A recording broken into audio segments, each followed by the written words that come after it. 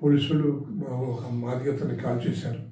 దాంతో జనం భయపడిపోయారు. ఆ చింత చెట్టు కాపాడాలని చాలా ప్రయత్నం చేశారు. రైఫిల్ ఆ రోజుల్లో 303 వాళ్ళకు ఉండే పోలీసు వాళ్ళకి రైఫిలే ఇంత దూరం దిగిందండి. తోట కూడా ఇంత పొడుగు ఉండేది. చింత చెట్టు పెట్టి కాల్ చేస్తే వీడి పొట్టలో నుంచి పోయి ఇంత లోతు చింత చెట్టు ఇదైందండి.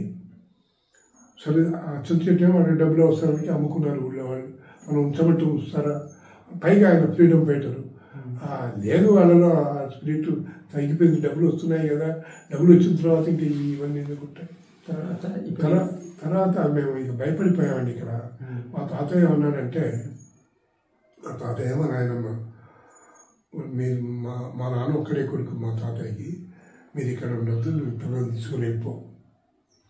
అది మా నాయనమ్మ గారు పుట్టింటికి కృష్ణా జిల్లా, మీరు అక్కడికి వెళ్ళిపోండి, మీరు అక్కడ మనవాళ్ళు ఉన్నారు, మా బామ్మలు వాళ్ళతో చూస్తారంటే, మా అమ్మ వాళ్ళ మీరు కూడా వస్తుంది పోదామంటే, మేము ఉన్నా ఒకటే పోయినా ఒకటే. వాళ్ళు వస్తారు, రజాకారులు వస్తారు, కొడతారు, చంపుతారు, పోతాం. కానీ మీరు పోవటానికి వీల్లేదు, వెళ్ళిపోమంటే పోయామండి. ఈనాటి కోదాడులో ఇప్పుడు ఈనాటి కోదాడు పెద్ద టౌన్ అయిపోయింది, బాగా పెరిగిపోయింది.